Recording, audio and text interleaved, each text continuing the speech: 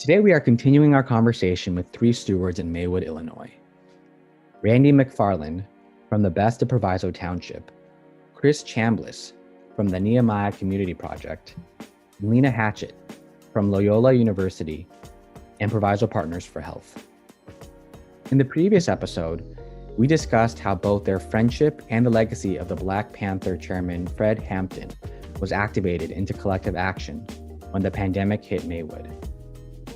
In this episode, we are exploring how their friendships have led to unconventional possibilities around collaboration between their large local hospital, Loyola Medicine, and Maywood residents.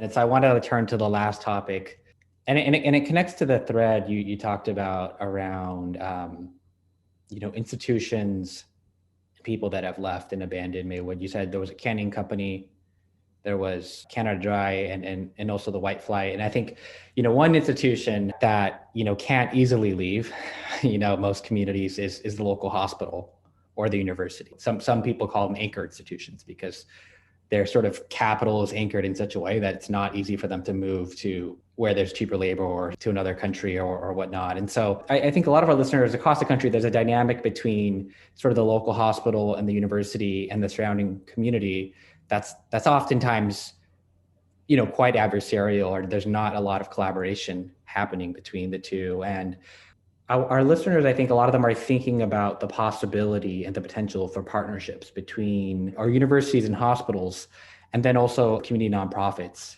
and community leaders like yourself. Lena, you do happen to also wear that hat as a faculty member of Loyola. What have you seen as some of the benefits and kind of possibilities between a Loyola and Maywood and the surrounding community? Growing up in the community, we knew that if we had an ailment, needed medical attention, we knew to go to the hospital. That we feel as though that there was a possibility of having more of a two-way street with those local institutions, and not just the hospitals, but even with the local colleges.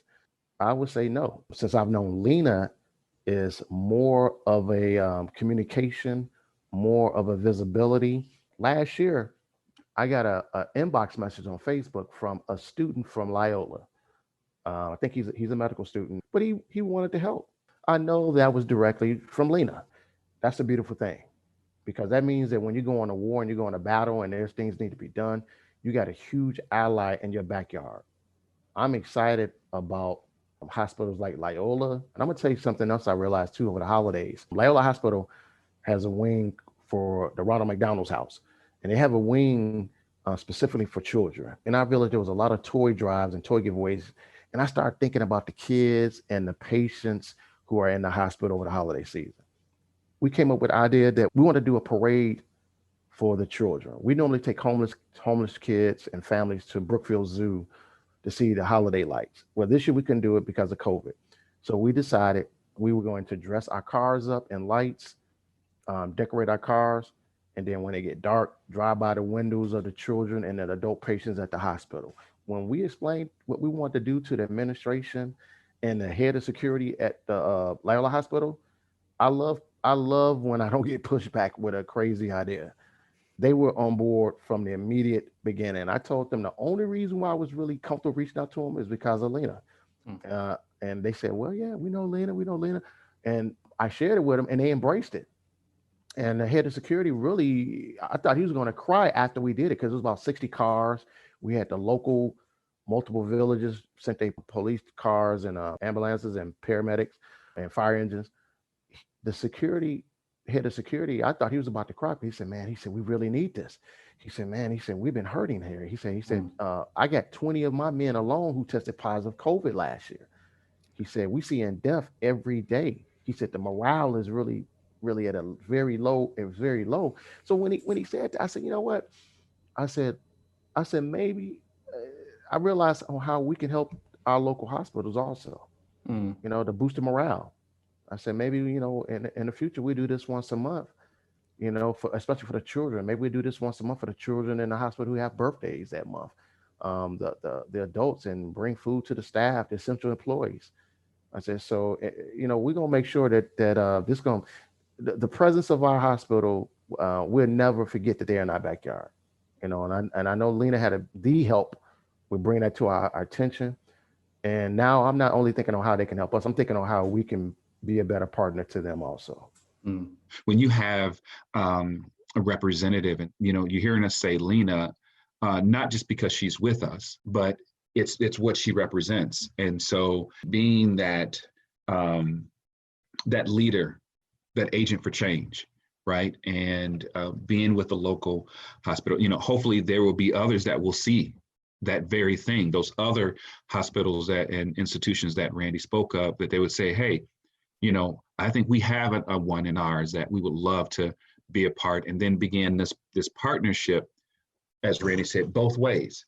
Because with anything, there always has to be a duality to it, and I think that's the key to success. So again, we're back at the basics. We're back at the top of the program, relationships, right? And so how do we kind of keep that going, and how do we kind of keep moving to just strengthen and fortify these opportunities that we have ahead of us? Thanks, Randy and Chris. It speaks to my soul to hear that. And what I want to share with other hospitals and universities who are anchor institutions in their neighborhoods is that I'm Lena at Loyola, but you have a Lena at your organization. And you need to find that person who's a change agent, who's a bridge to the community, who already is doing the work. Years before we had any funding, we were doing the work out of pocket, as Randy said. Loretta and I were running a farmer's market. We were 2 people alone thinking we could do this. And soon we had a third person. By the time we turned around, we had 15 people. In organizations and institutions, I'm not the CEO, and when I started this work, I didn't have the title of community, director of community and university partnerships. I was doing it from the heart, and institutions have those people. And if you really want to make transformation in the community in terms of relationship, find that person and work with them, learn what they already know. I learned from Loretta and Randy and Chris and a host of other community members, because although I'm a teacher, to be impactful, I had to unlearn what I thought I knew and really listen to what the community needed from me. Sometimes I organize and plan an initiative, but many times people are telling me what to do and how I can be useful, because I'm not going to know on my own. Right? Tell me where to be. It might be support, it might be networking, and it might be listening. And so our role as institutions isn't always with the big money bags and leading and setting up things. Sometimes we're most helpful when we're following what the community is already building. And that's definitely where I sit, and I've been able to make an impact as a supporter and a change agent, leveraging trust. All institutions can do better, right? We've been on a journey and we've been successful, but we still have a long way to go as an institution in Proviso. Thankfully, I have my brothers with me and the rest of Proviso. And I loved what Randy said about now the institution needs the community more than ever, and they're there for us. And we truly appreciate what the community is doing to support the institution. So thank you both. One thing I'm hearing is that you obviously have played such an important role as almost like a bridge between the institutions. From what I'm hearing, the way Chris and Randy talk about it, and I think from my observations, oftentimes when it's kind of a lone bridge, it's actually it can be very difficult to hold that kind of bridge by yourself. And I'm just curious, like, have you been able to find kind of others to build kind of a wider bridge? I might be the name that people knows, but I don't take one step without a large team. So that means, how do I teach my students, medical students and graduate students in bioethics, so that they can be change agents in their neighborhood? We have the students who volunteer, and not just as a service to the community, but to know that that is going to make them a better physician in the future. Supporting faculty in research or service. So I think our bridge is thick and wide. When we received large funding, I needed the support of a large institution to help manage the structure of that. I'm good with relationships and people, and my background's in psychology, but I needed a finance person, an accountant person, a budget manager person. And so looking at what it is that you need, is it's not a one-woman show. One hospital administrator that I was working with, he was very uneasy with our work on economic development. This is in the rules, and I don't know if we should be doing this, and why are we doing this? And I took the patience and the time to just stay with it. And after he retired, he came back and was working with Provider Partners for Health as a volunteer, because you don't switch mindsets and strategy overnight, or just because somebody told you. You have to understand why. So these, I would tell hospitals and institutions, understand that you need the community, and you are in relationship with that community, and it needs to grow so you can thrive and so that the community can thrive. So now I think we talked about the possibilities and the benefits, and yeah, I'd love to hear from you all, maybe particularly Randy and Chris. Where do you see there's room to grow? One thing that I would love to see in the village of Maywood is that, take Loyola for instance. Loyola have doctors, staff there who have residency there, and more likely they need a place to stay. They need a house. They need an apartment. I would like to see more of the staff there probably feeling comfortable enough to live in the village of Maywood. The legendary scientist Percy Julian lived in Maywood. He lived in a street called Eway. If you ever come to Maywood, it's on 15th and Oak. It's a historical landmark. His house is a historical landmark. The street is named after him. Hopefully, in the future, that the staff that work daily at local facilities like Loyola Hospital will feel comfortable enough to live in the village of Maywood and then shop, spend money, and help the economy. There's restaurants right across the street from Loyola Hospital. Hopefully, their entire staff, hey, you get hungry. They're superheroes, we know that, but they do have to eat. So hopefully the staff, are comfortable enough to go into the village of Maywood and spend funds to help keep the economy going in the village of Maywood. I know what my personal goal is to work daily to make Maywood so desirable that those individuals who live in the far west affluent suburbs, that when they drive their cars to the city of Chicago, because they got to drive right past the village of Maywood before they go downtown, pay the $700 parking, that they decide that, well, you know what, let me stop off in the village of Maywood and get a bite to eat. Let me hear some of this incredible jazz music I've been hearing about at the local J&J's, or maybe let me go over here and visit the Chairman Fred Hampton Museum. His house is a museum now. Let me go visit Percy Julian house where he used to live at. Let me stop off at Loyola Hospital and drop off some food to the essential staff there. I'm right there with you, Randy. I dream about the transformation, and I think I've been patient and been working with the hospital and the university on knowing that change takes time, but with the crisis, the pandemic, and the